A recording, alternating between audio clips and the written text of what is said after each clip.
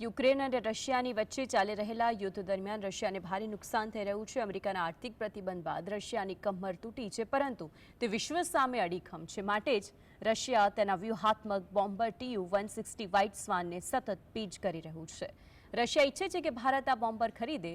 જોવા જઈએ તો ભારતમાં બોમ્બરના આગમનથી વાયુસેનાની તાકાત તો વધશે જ, પરંતુ આસપાસના દેશોમાં વ્યૂહાત્મક સંતુલનને પણ જાળવવામાં સફળતા મળશે। ભારત અને રશિયાની મિત્રતા વર્ષો જૂની છે, માટે જ પડોશી દેશોથી એલર્ટ રહેવા રશિયા સતત તેનું સૌથી શક્તિશાળી બોમ્બર TU-160 ભારતને ઓફર કરી રહ્યું છે। ભારત પાસે હજુ સુધી આ પ્રકારનો એક પણ બોમ્બર એરક્રાફ્ટ નથી। જો આ પ્રકારનો બોમ્બર ભારત પાસે હોત તો તેના અનેક ફાયદાઓ થઈ શકે છે। આ બોમ્બર વિમાન મારફતે bomb, hypersonic missile, supersonic missile કે ક્રૂઝ મિસાઇલોને પણ ફાયર કરી શકાય છે। તે લોંગ રેન્જ બોમ્બર છે, એટલે કે દુશ્મનના ઘરમાં ઘૂસીને બોમ્બારો કરી શકે છે અને પછી પાછા આવી શકે છે। રશિયન બોમ્બ TU-160 બ્લેકજેક બોમ્બરની ખાસિયતની વાત કરવામાં આવે તો તેને અવકાશનો સફેદ હંસ પણ કહેવામાં આવે છે। 40,000 ફીટની ઊંચાઈએ મહત્તમ 2220 કિલોમીટર પ્રતિ કલાકની ઝડપે ઉડી શકે છે। સામાન્ય રીતે તે 960 કિલોમીટર પ્રતિ કલાકની ઝડપે આ વિમાન ઉડે છે। તે એક સમયમાં આશરે 12,300 કિલોમીટર સુધી ઉડવામાં સક્ષમ છે।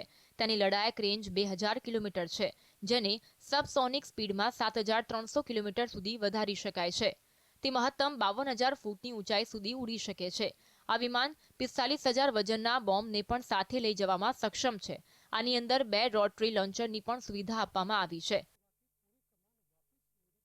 જોવા જઈએ તો આ અત્યાધુનિક રશિયન બોમ્બર TU-160 વિમાન જો ભારત પાસે હોત તો એક જ વારમાં ચીન અથવા પાકિસ્તાન સુધી ઉડાન ભરી શકે છે અને પોતાના ટાર્ગેટને નિશાન બનાવી શકે છે।